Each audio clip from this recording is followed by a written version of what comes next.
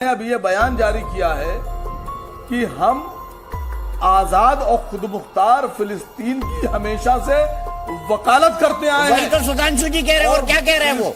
वही तो सुधांशु जी कह रहे हैं। सुना नहीं आपने उनको? जो सवाल आप हमसे पूछ रहे हैं वही सुधांशु जी से पूछ लीजिए कि क्या ये फिलिस्तीन का समर्थन भारत सरकार कर रही है तो क्या आतंकवादियों को समर्थन कर रही है?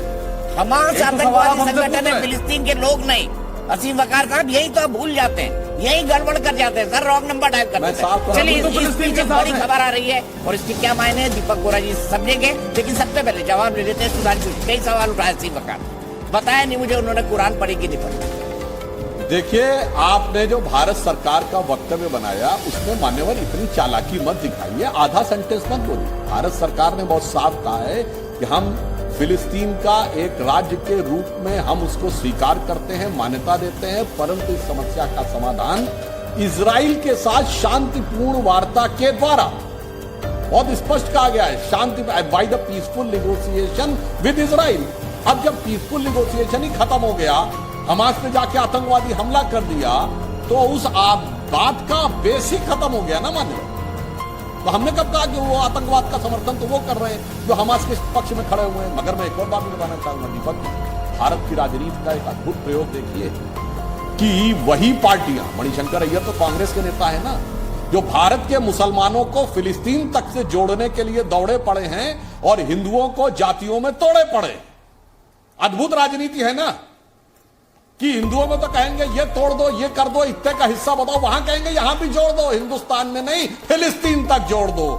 ये राजनीति समझनी चाहिए। और जहां तक अंतर्राष्ट्रीय की बात कहूं, असीम वकार साहब आप समझिए, ये मुस्लिम पॉलिटिक्स, ये मुस्लिम बनाम यहूदी का मामला नहीं है, ये मुस्लिम वर्ल्ड की अंदरूनी पॉलिटिक्स है। इजराइल यूनाइटेड अरब अमीरात के साथ संबंध बना चुका है और जो अभी भारत के साथ मिडिल ईस्ट और यूरोप का कॉरिडोर बना, उसमें सबसे की पॉइंट था हाइफा बंदरगाह जो इजराइल में पड़ता है। सऊदी अरब, जहां मक्का और मदीना है जो सबसे मुकद्दस जगह मानी जाती है, वहां के क्राउन प्रिंस मोहम्मद बिन सलमान इजराइल के साथ बातचीत कर रहे थे। अब यह बात टर्की और ईरान को नागवार गुजरी क्योंकि मुस्लिम वर्ल्ड के नेतृत्व के लिए उन दोनों के बीच में झगड़ा है। तो ईरान समर्थन करता है हमास का, ईरान ने उसको उकसाया और इसमें पीछे चीन की इन्वॉल्वमेंट हो, इससे भी इनकार नहीं कर सकते क्योंकि जो भारत का middle east Europe corridor Bharat से बना है, इससे सबसे ज्यादा झटका बेल्ट रोड इनिशिएटिव जो चाइना चला रहा था उसको लगा है। उसे लगा मिडिल ईस्ट के देश हमारे साथ आ गए, चीन के साथ नहीं गए, तो पीछे से उसने भी उकसाया हो ईरान को या टर्की का प्रयोग किया, तो इससे इनकार नहीं हो सकते। और अदब से कहता हूं असीम वकार साहब, कहीं आप चीन की चालबाजी में तो नहीं फंस रहे?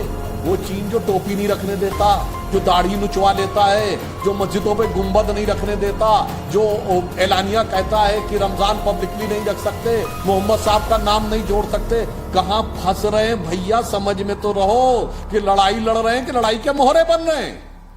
ये टर्की, ईरान और सऊदी अरब की आपसी लड़ाई है। भारत का मुसलमान शब्द तो अच्छा नहीं लगता, शादी शब्द यहां अच्छा नहीं लगता, बेगानी शादी में अब्दुल्ला दीवाना, मतलब खामखा में लगे पड़े।